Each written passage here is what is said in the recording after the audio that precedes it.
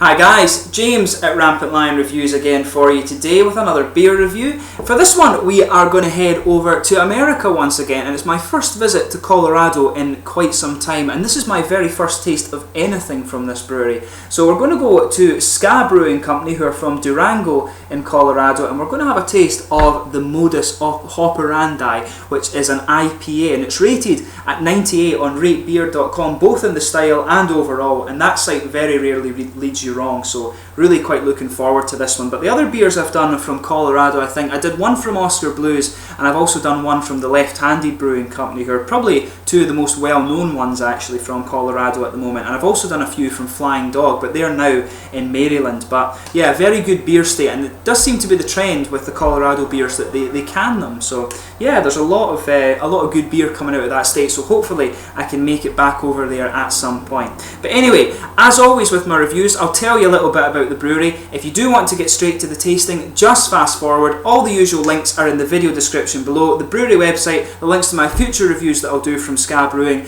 and also the Facebook page for the channel. Please like it, and the Untapped profile as well. And feel free to add me as a friend there, or to connect in whatever way you like. Always interesting to hear from you guys that are watching the videos. And to my Colorado-based viewers, please let me know some other Colorado beers that I should have a look at. Always interesting to try beer from new places. But anyway, Ska Brewing Company were founded in Durango in Colorado back in 1995 by Bill Graham and Dave Thibodeau, who were disgruntled at the fact that they could basically get a hold of beer and drink it, but they couldn't actually buy it themselves. So this inspired them to actually start brewing their own beer so that they would never go thirsty again. But they named the brewery after their favourite genre of music, and so all of the brewery designs are what they call rude boy culture in America. And if you go and look at the brewery website, you'll notice it has this kind of unusual sort of comic book style sort of thing. The rude boy culture isn't something you come across much over here in Europe, but it does seem to be quite a kind of big thing over in America. But ska music, of course, you've got bands I think like the Dropkick Murphys and these kind of bands as well. Ska's are really interesting. I'm a metalhead, but I do enjoy a good bit of ska as well, and the kind of artwork and things that they have, it reminds me a little bit of the more punk bands like Sum 41 and stuff, but really quite cool nonetheless. But apparently in 2003, Ska Brewing Company became only the second brewery in Colorado to can their beers, and of course Oskar Blues were the first one, but this was after they bought the old canning line from Oskar Blues when they expanded it. But in 2008 they actually expanded themselves, and they moved to their current location at the Bodo Industrial Park in Durango. And in this facility they produce over 21,000 barrels of beer per year. And as I say, these guys are quite a well-known Colorado craft brewery, and you can get. I bought this one in Sweden, in case you're wondering what country you're watching this from. But they're quite easy to get here in Sweden. Quite a few of the different beers, and System Bolaget stocks them, and they're very popular. The guys told me, but they've got a good range of beers as well. As I say, check out the brewery website, and you will get an idea. Just to list a couple of them for you, in the flagship range, you've got the Pinstripe Red Ale, True Blonde Ale, this guy here, the Modus Operandi, Buster Nut Brown Ale, and Steel Toe Stout. They've also got a few seasonal beers as well, different stout beers. They've got a pale ale, a mint stout, another stout as well, and they've also got a Mexican lager, which sounds quite interesting, I have to say. And they also have the robust reincarnations, and this seems to be their kind of higher ABV series. They had Dubels and double IPAs and stuff in that one. So as I say, check out the brewery website and you will get an idea of all the different things they do. But this is one of the more well-known Colorado craft breweries. But anyway, without further ado then, let's actually get stuck into this beer. I've been looking forward to trying this one since I bought it the other day. I'll just bring up the camera and let you have a little look at the artwork on the can quickly before I open it up.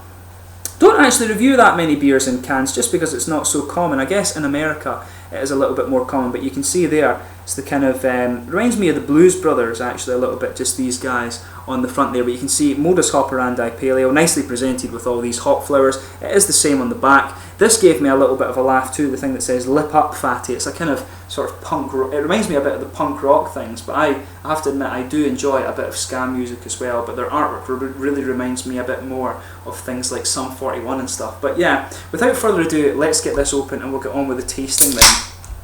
So yeah, I think this guy comes in at 6.8% it was, and it's an American IPA, rated at 98 on RateBeer and BeerAdvocate.com.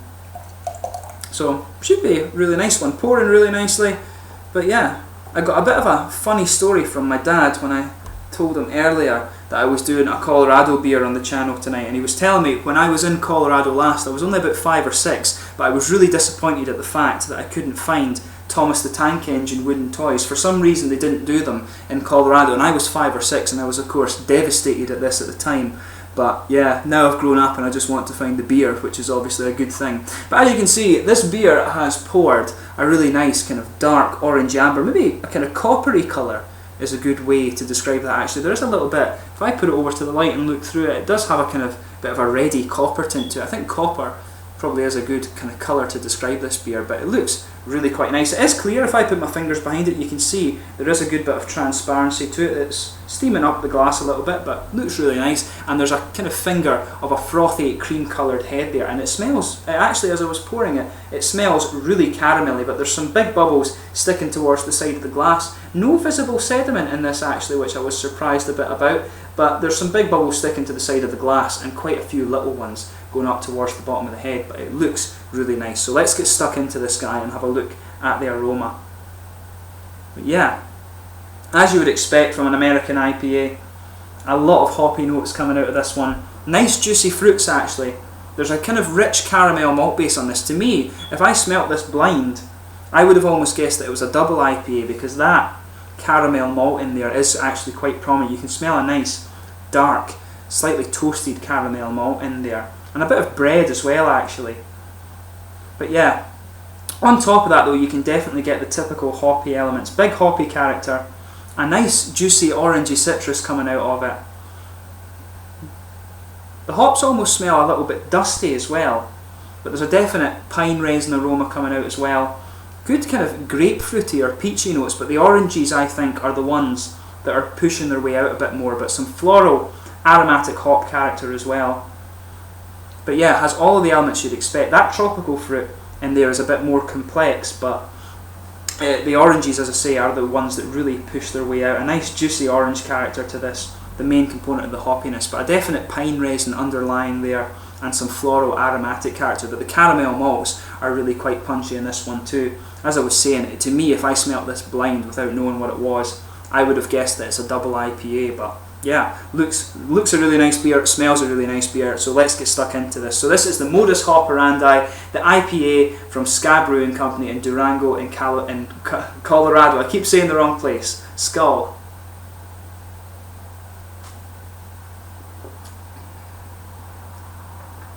Well, I can tell you on first taste, that rating of 98 on Rate Beer is well justified.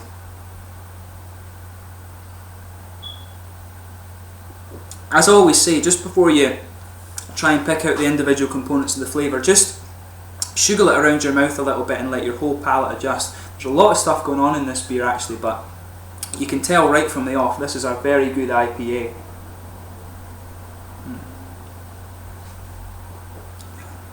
Yeah, so with this one, it's interesting. It's very good, but it's quite different in mouthfeel from some of the other ones I've come across. So you've got a nice, really dark kind of caramel malt base, and that just blankets the middle of your tongue there. There's a bit of bready character underneath it, and maybe a little bit of a cereal character that gives it a bit of spice in the middle of the tongue as well. But around the edges of the palate, you really have those pine resins. The hoppy part of the palate really is the pine resins and a bit of the aromatic character, but mainly the pine resins. They sit there and give you this really dry mouthfeel around the edges of your palate. It's really nice and goes into the aftertaste really well.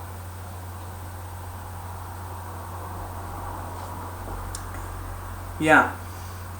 Even though the beer smells more of orange, the fruity character in this leans definitely more towards a kind of tropical flavour. The grapefruit in this one is quite prominent. There's maybe a bit of peach as well, but definitely grapefruit. You'll feel a little oily bubble behind the very front curve of your tongue, and in that oily bubble there's a lot of grapefruit flavour in there. That kind of typical sour flavour that you get from grapefruit, that's just coming out in this beer, and it works. It's really nice actually. The whole all the flavours in this beer blend together really quite well. The bit of slightly cereally spicy character in the middle of the tongue and the nice pine resins and things, they all go, and the grapefruit sourness, they all go together really well in this beer. But yeah, the flavours in this, as I say, just blend together really well, but much like the hoppier, as you can tell from the kind of hoppy aroma, you've got a nice big bitter hoppy character from this. That's the pine raisins mainly, but there is a bit of a kind of florally aromatic character, but that really takes a backward seat in comparison to these pine raisins. Really nicely done.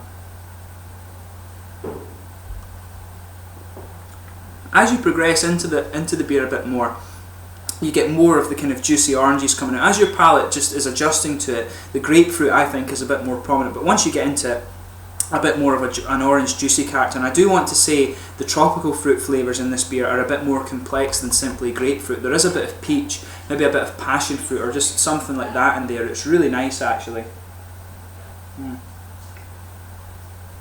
But yeah, there's a nice, as I said, there's a nice kind of light bready malt base in the middle of the tongue there, and there's a lot of sweet caramel on top of that. A bit kind of, as you would say, a bit of a toasted caramel element to it, but it's really nice, and maybe some biscuity, syrupy character as well. But overall, the flavours in this beer blend together really well. Those nice kind of dry, piney resin flavours are just around. They just give you a big dry character around the edge of the tongue, and they sit there into the aftertaste. So if you like a lot of pine resin in your IPAs, then this is definitely one to go for. Really, really nicely done, I have to say. Certainly wouldn't hesitate to drink a few of these on a night out anyway. But yeah, in terms of the mouthfeel of this beer then, it's quite mid-bodied. The carbonation is quite smooth as well, but it's got a big oily mouthfeel.